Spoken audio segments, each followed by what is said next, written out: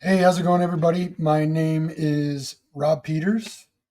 I am 20 years now into my technical professional career. I started out knowing absolutely nothing, even though I had computing experience. I started in the late 80s on our home computer, which was one of the first Apples to come out. I think it was a Mark II and a Commodore keyboard. It was amazing. Um, but that was where my passion started for technology, and I really had no idea. It wasn't longer that I found myself being um, alone and needing to be with other kids. So I basically went outside and started playing. And I went and played sports. I went and played anything that I could with the kids in the community. And I just, when I had time, I would go home and get back on the computer. And when I was alone, and that was okay too, I would get on the computer and that passed the time. So 20 years later, when I got to college, I started out as an investment banker. And it wasn't at the end of that semester, 2 semesters. I realized that investment banking wasn't for me, and I had to take a long, hard look at what I was doing, where I was going, and really decide what was going to be my future. And really, there was no question for me. All roads led to technology.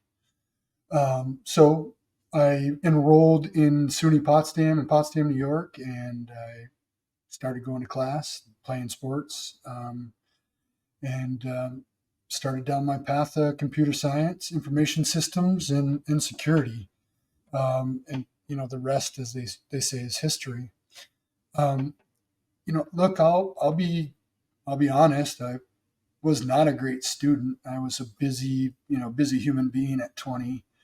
I was playing 2 sports, and the truth is, I was balancing a computer science curriculum, but only to keep playing sports. I was about a 2.3 average student. I was not great by any sense of the word. I just wasn't committed at the time, and that's the truth. Um, the best experience I got was while I was in college. It was, I don't know, 2002, 2003. It was an internship. I got a phone call in the middle of the summer. I pulled off. I can remember it like it was yesterday. I pulled off to the side of the road. I took the call. It was my brother-in-law asking me, "Hey, what are your plans for the summer? And can you be a couple states away by tomorrow?" I didn't have anything going on. And the prospect of having real, technical experience, for a Department of Defense company and contracting, um, it was a no-brainer for me. So I went. I'm not going to share. I won't share anything about what I saw there, other than um, the most important thing I learned was to know your product from start to finish, and that's where I'll leave it at. To me, that was the biggest thing I took away there, was knowing exactly what your product does, what it's supposed to do, how it's supposed to do it, and what happens when a user that doesn't know what they're doing doesn't use it appropriately, right? Typically, when we build stuff, we use it for, or we build for certain use case scenarios, and let a user come in and show us another use case scenario that we didn't plan for. So again, to reiterate, the biggest thing that I took away from that was the ability to know your product from start to finish. And to me, that was cool for me, because I'm curious. I want to know how things work. I'm not going to just take I'm not going to take anybody's answer for it, for that matter. I'll take your word respectfully, and then I'll go look and make sure you're not, feeding me full of shit. Um, and that's just the way it works. I think a lot of us are hardened at this state. 20 years, I know not to, when you get punched in the face, you don't chase the person around in haste just because you got punched in the face. The correct thing to do is to pause, think about exactly what just happened, and think about the correct approach forward. So that was the biggest takeaway I got from that experience. Again, I did not have the luxury of knowing anything. Um, I can type, at that time, I could type really fast without looking at the keyboard. I don't need to look at the keyboard. I can look anywhere. I can type. So the passion of just wanting to learn more was really what got me there. So, brings me back to school. And that time I got back that summer, and finished up school. My last semester, in the last week of school, my father had a massive heart attack and was given 2 weeks to live. And so, for me, I'm the youngest of 11. My family is and was everything at the time. And so that just ended my time in college. I never went back. So I'm 17 credits short. I have 130 credit hours with 103 that are matriculated for a computer science degree. And I just never went back for personal circumstances, but I don't regret it. It was time for me to get serious, and I went and got a job, which takes me out of school and all that stuff. When I got out of school, I ended up moving to St. Petersburg, Florida, with a buddy that I played lacrosse with. He had already moved down. I didn't quite know what I was doing. And when I heard he was down there, I was like, you know what? Let's do this.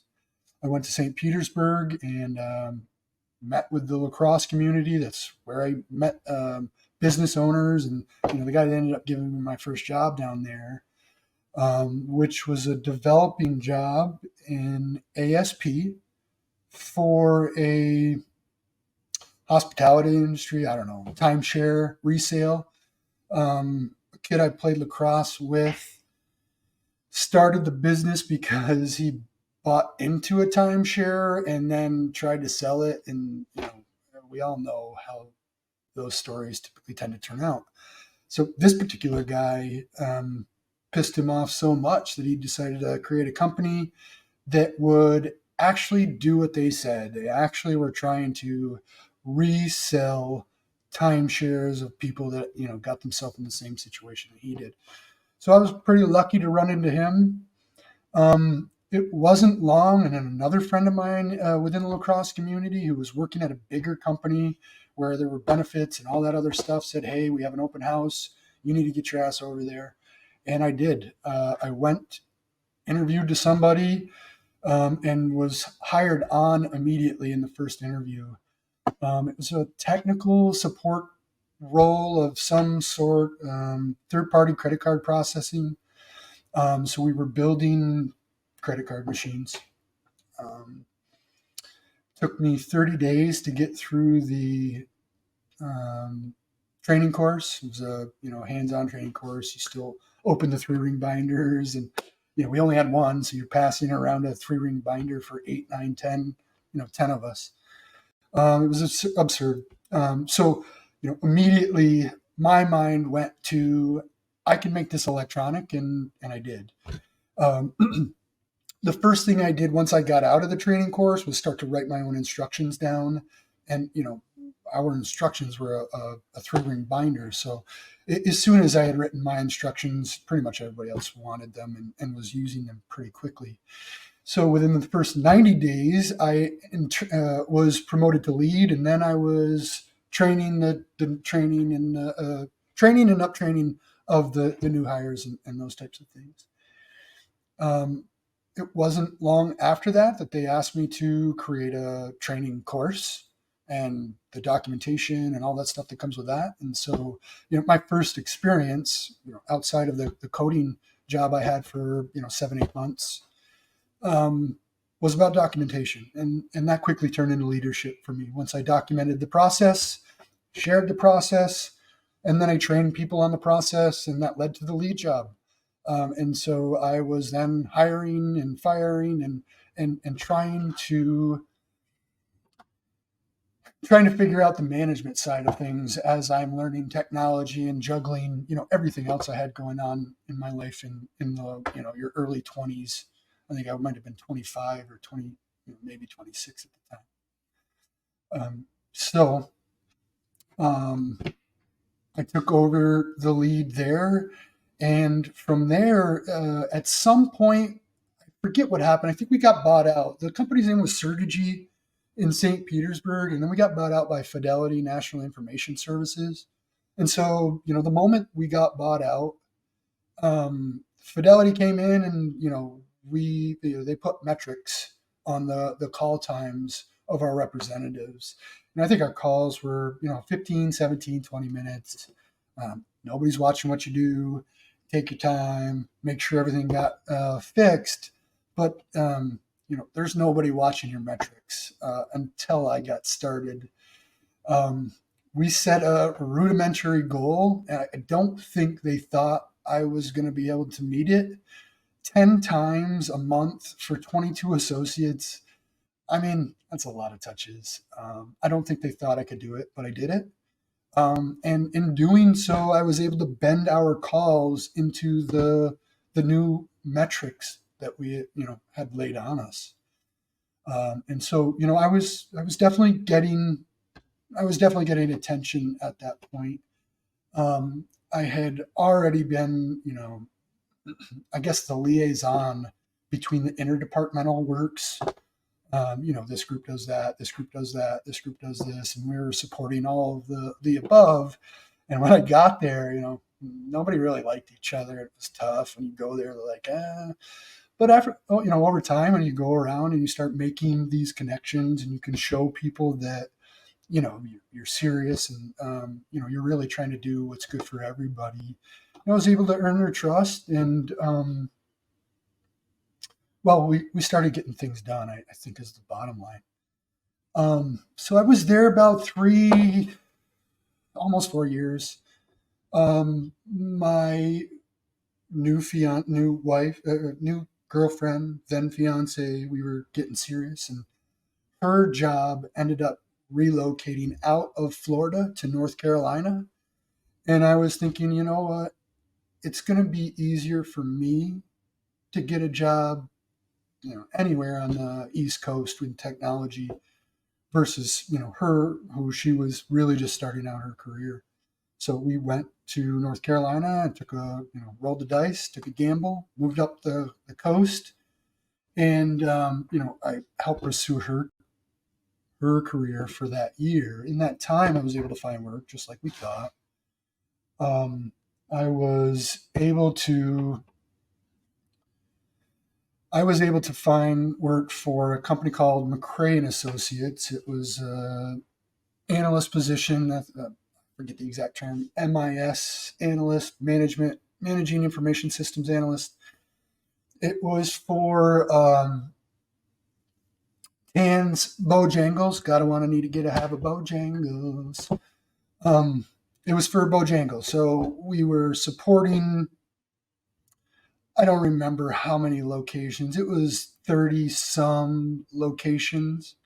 And we were putting in, once a month, we were building a brand new location. So I did that probably 7 times out of the 9 months I was with them, because I had to train and learn their systems. And then I started going out into the field because everybody else didn't want to. And I was like, yeah, sure. Which is another theme of mine. I think I benefited from having the perspective of not knowing what I perceived as shit at the point. I didn't think I knew anything. And so I didn't go into any project, like I was some sort of expert. I went in, letting them know, look, I'm very much learning. I'm a hard worker. I bring my lunchbox with me. I'll be here every day, reliable, dependable, and we'll get stuff done. And that's I think that was the reputation I ended up leaving when I left there. Um, I left there because I found out my wife and I found out we were having our child. So we ended up moving further up the state to New York, which is where I'm from, and just being closer to family. So when I got there, we had both just left. Felt like we just left Florida. Left our job. Well, I left my job. She kept hers. We moved up with her, had insurance and stuff. And then we found out we were going to have a child, and we both left our jobs and started fresh at zero. My sister was lucky enough to take us in for a little bit until we could, we just had to get up there and start finding a place. Our first apartment together was an absolute hole. It is what it is. We started over again, and we didn't start in a mansion. So we were pregnant at that point, and I went back to a call center and started as a level 1 tech because nobody knew me. And within 30 days, I was taking every phone call in the building. And it wasn't much longer where they let me work from home as well. And so, at that time, look, I just needed a job. I knew it was easier to find a job when you had a job. $8. I started out $8.50 an hour, or something stupid. So we didn't have a lot of money coming in. But out of those times, those hard times, is really where I think I built my character on my back. So, what happened? While I was working in the call center, I kept looking for jobs. I went to a recruiter. The recruiter asked me some initial questions, and apparently I didn't do too good because he sent me home. And he was like, "Hey, if you're a developer and you're a programmer, where's your portfolio?" And at the time, I had a website. It just wasn't geared towards the stuff I was doing. And so I said, you know what? I appreciate the information. Give me a few minutes and I'll get back to you. So what I did was I went home and I updated my website to look like a portfolio. And then I called the guy back and said, hey, I know I didn't have it, an hour or two ago when I saw you, but can most people put a website together for you and update it in a couple hours? I said, I want you to take a look at my website. Tell me what you think. He looked at it, called me right back, and said, hey, I need you to come back in. We got to talk to you. And we did. And there was this opportunity.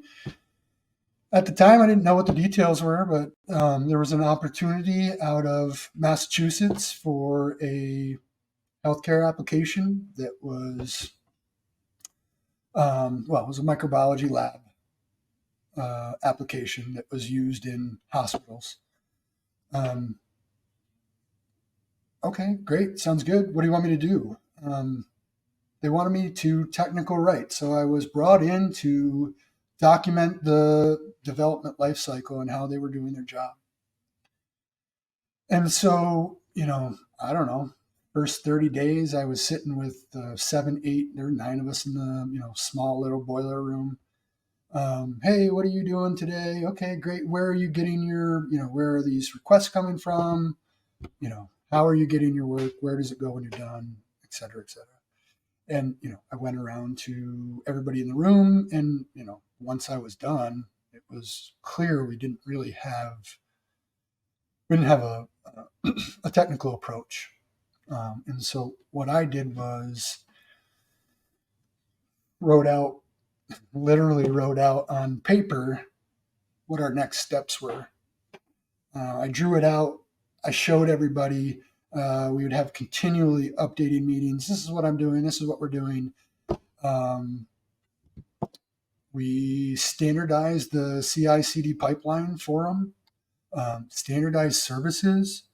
We were able to move everything up to the cloud so that all of us as a team were, sitting side by side and next to each other instead of being dependent on somebody giving me a task, somebody checking my work, somebody answering my question. We were no longer dependent on someone else to do something. We were all now had the ability to, get in and do our own stuff without, um, without the bottlenecks and all that other fun stuff that, we're all dealing with. So, um, that was like my first 3 to 6 months. I spent documenting the process and procedures. I spent updating and rewriting new procedures, and then building out the infrastructure that we were going to use going forward. We made the migration into a VPS. I think in the time we might have used Emotion Hosting or Rackspace. Rackspace sounds right.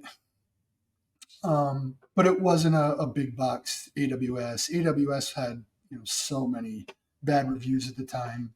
Cloud was just so immature. Um, we just chose one that had a good reputation. I believe it was Rackspace at this point. Um, yeah, I'm certain at this point it was Rackspace. We ended up changing to InMotion Host, and then we got to AWS eventually. But that's only why I'm confused on the details. 12 years starts to wave in and out.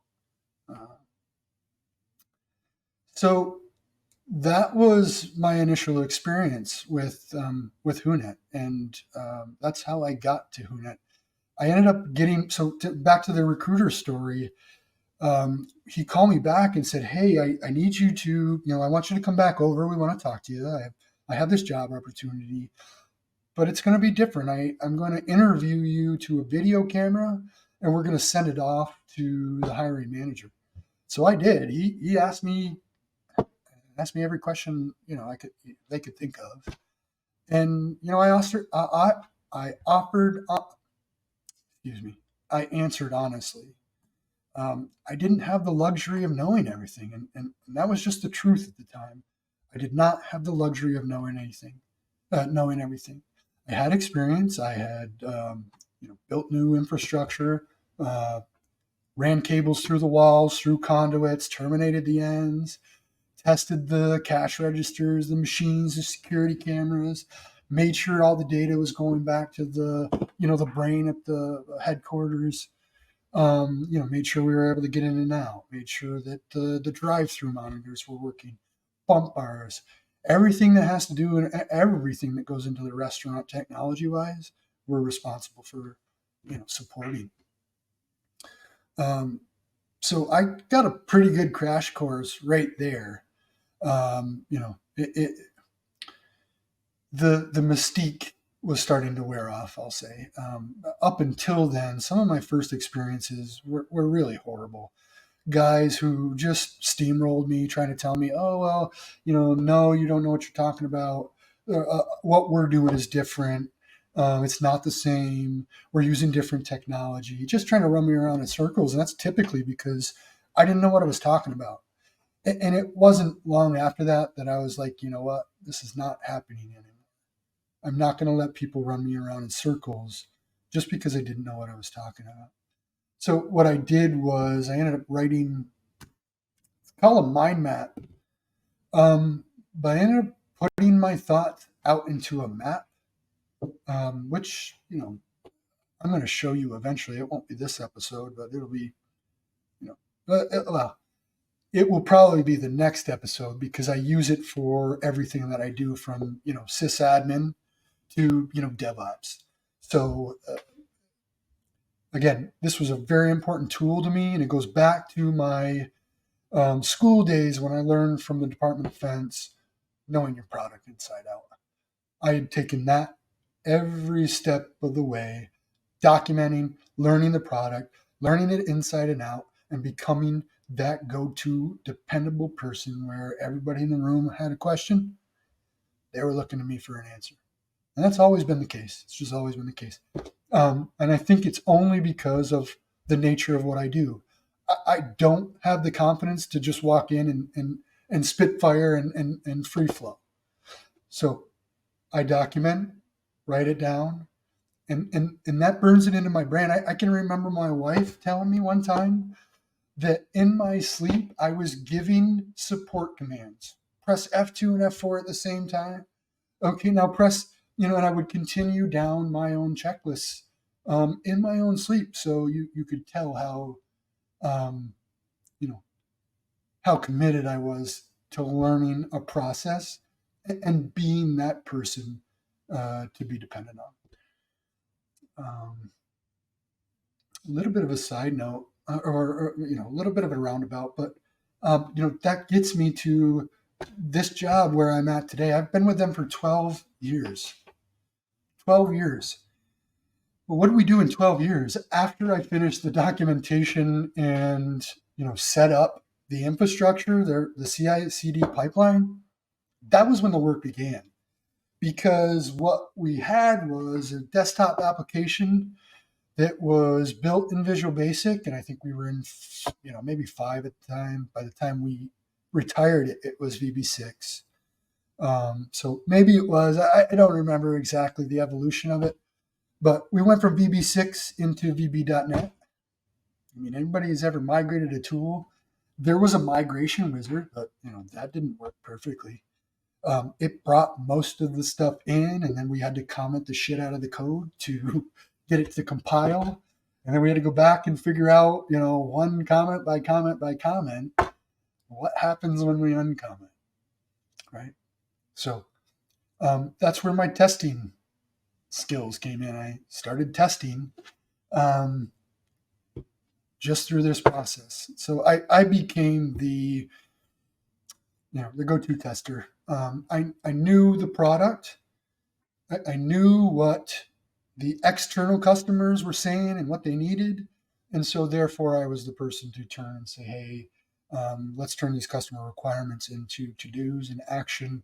And then, oh, by the way, let's make sure we're getting this stuff done in a timely manner. And there's all tools and stuff for that. It's not like I was doing everything. What we specifically changed there was the guy that hired me specifically was doing the whole management thing where everybody who's coding sends it to him, and he was merging everything by hand. And my automatic system is just going to run circles around a human being 365 days a year. It's just that simple. So, long story short, that's 30 minutes to get here. But basically my job and, my skills from there,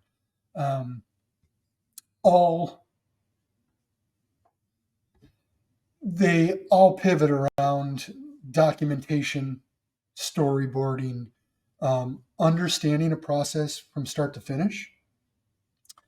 And, the leadership came, I think, from my athleticism, my time in sports. I was 6 foot early. And so, I guess they call it a natural leader. I think people just looked up to me literally and were looking for answers at the time. And I don't think that ever changed. 6'3" today. So that's where I get the team play. That's where I look. In a team environment, you're only as good as your weakest link. So the best thing you can do is bring that weakest link up to the top of the food chain, in my opinion. So that's what I try and do. I didn't talk about how, I told you about how I managed 22 people, but I didn't tell you about how I did that. How I did that was with using the philosophy of partners and accountability. I learned from my manager through discussions about this philosophy, and basically, it's a way to have a conversation with your people, right? These guys are human beings living a life. coming into work. A lot of them may or may not want to come into work. They have every reason in the world to not come. And, you know, what this does is it creates a conversation with your staff, with your people, so that you can earn trust, right? Why is it that you're coming to work today? Do you love this job? Do you hate this job? Are you, I don't know, avoiding a significant other? Do you not have any other place to go? Believe me, believe it or not, those are all those are all valid things. I won't share specifically, but basically these people just wanted someone to be in their corner. I listened, and in return, they showed up to work on time and did a good job just because they gave a shit. And that taught me a lot. It did. So that's how I achieved that. And again, it never left me. I've always, I believe, been a people person, and so naturally being nice and helping, um, it's not really a job or work for me. I'm happy to do this stuff. Well, anyways, um, that's a long 30-minute introduction about who I am and how I got here. I did not touch on any of the security stuff. I'm going to save that.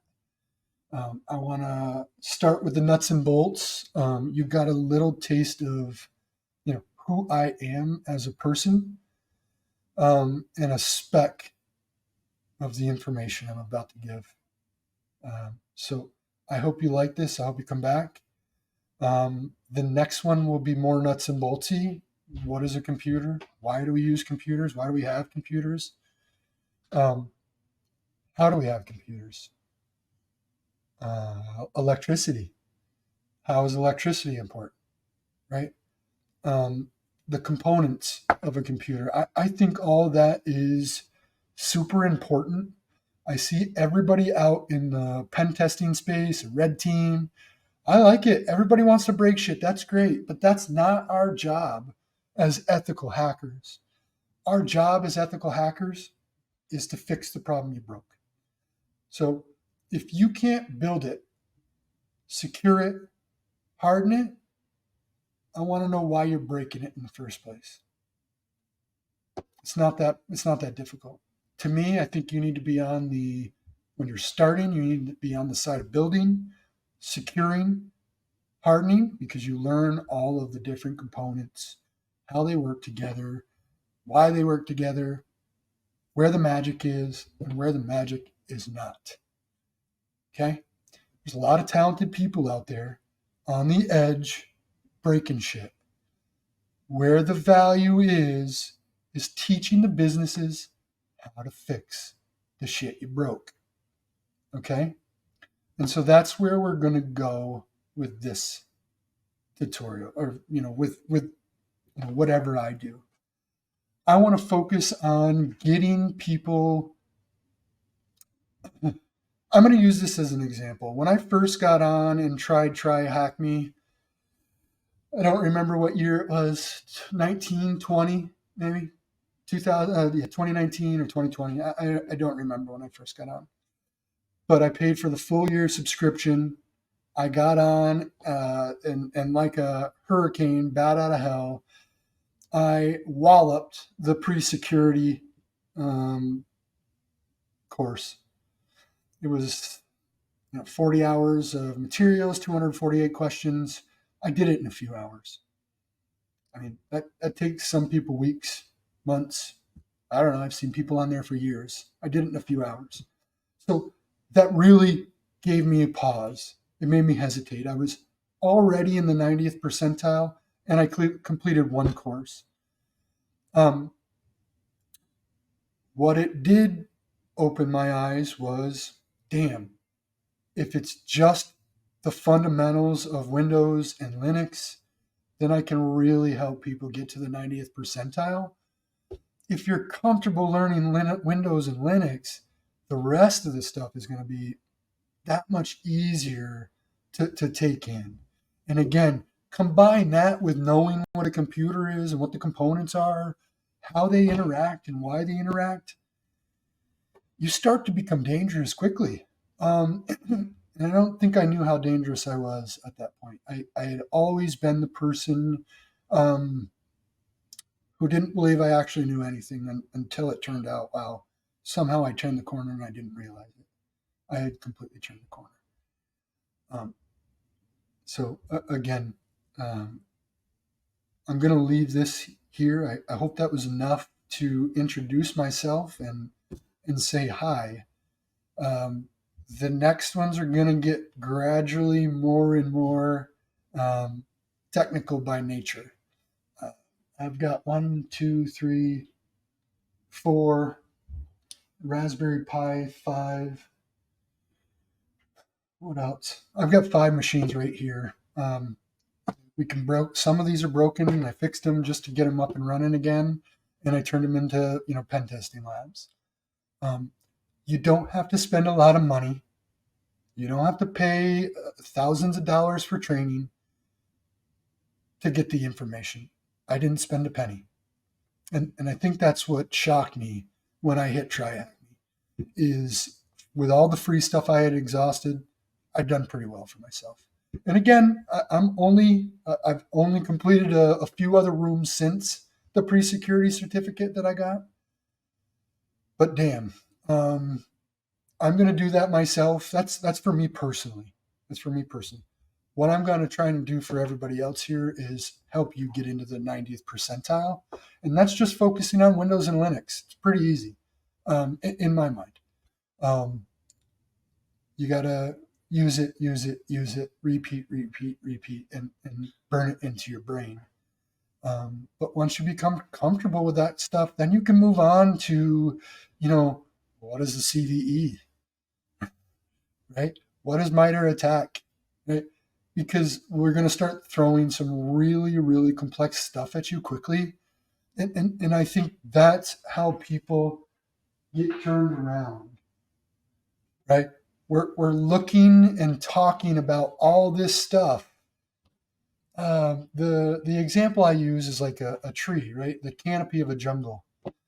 We have these conversations about all of this stuff as if we're on top of the canopy looking down, right? You can't see the jungle floor, right? You can't see the roots of the trees, right? So what I'm going to do is deroot the tree. I'm going to tip it upside down, and I'm going to show you the root system. I'm going to show you how electricity, motherboards, systems, how all of that works together so that we have these computers, so that we can have, high-speed internet instead of dial-up, so that we can have mobile phones instead of telephones, right?